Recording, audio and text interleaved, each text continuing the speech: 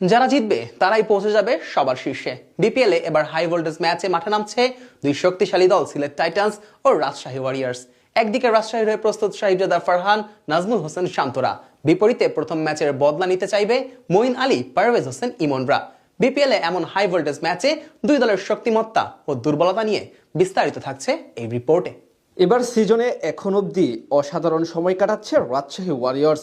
সিলেট পর্ব শেষে বিপিএল এখন ঢাকায়, আর সেখানে প্রথম দিনেই ভক্তদের জন্য অপেক্ষা করছে এক হাই ভোল্টেজ ম্যাচ। সিলেটের বিপক্ষে মাঠে নামবে টেবিল টপার রাজশাহী ওয়ারিয়র্স। এবার মৌসুমে প্রথম ম্যাচে মাঠে নেমেছিল এই দুই দল, সেখানে সিলেটের দেওয়া 190 রানের টার্গেটে সহজেই অতিক্রম করে ফেলেছিল উত্তরবঙ্গের প্রতিনিধিরা, যেই ম্যাচে সেঞ্চুরি হাঁকিয়েছিলেন নাজমুল হোসেন শান্ত। তাই এবার সেই ম্যাচের বদলা নিতে চাইবে মেহেদী হাসান মিরাজ বাহিনী।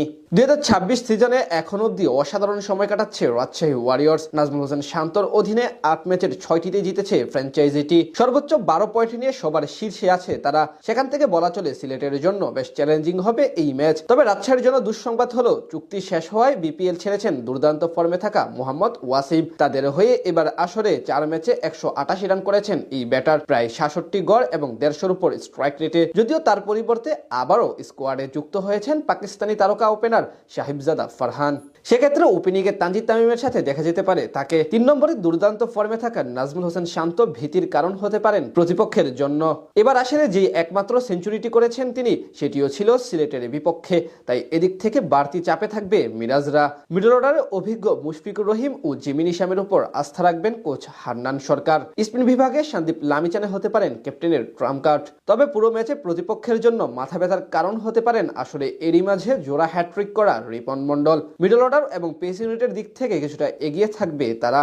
অন্যদিকে সিলেটের টপ অর্ডারের একমাত্র ফর্মে থাকা ক্রিকেটার হলেন পারভেজ হোসেন ইমন। এই ম্যাচে জিততে হলে অবশ্যই তাকে ভালো করতে হবে। তবে ইতিবাচক দিক হলো আরেক তরুণ ক্রিকেটার তৌফিক খান তুষারের রানের মাঝে থাকা। এই দুজন যদি ভালো শুরু এনে দিতে পারেন তাহলেই ভালো কিছু সম্ভব সিলেটের জন্য।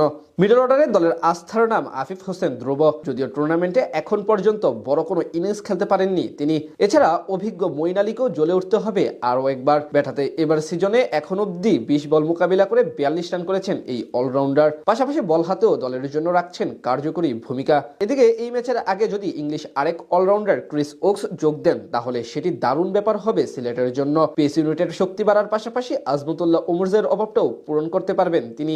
এছাড়া মিরপুরের কন্ডিশনে বামহাতি নাসুম আহমেদ হতে পারেন এই ম্যাচের সবচেয়ে বড় এক্স ফ্যাক্টর, যেদিক থেকে তাদের তুলনায় পিছিয়ে থাকবে রাজশাহী ওয়ারিয়র্স। সব মিলে বলা চলে স্কোয়াডের দিক থেকে দুই দলই বেশ ভারসাম্যপূর্ণ, যার কারণে প্রথম ম্যাচের মতো এই ম্যাচেও হাড্ডাহাড্ডি লড়াই হবে দুই ফ্র্যাঞ্চাইজির মাঝে।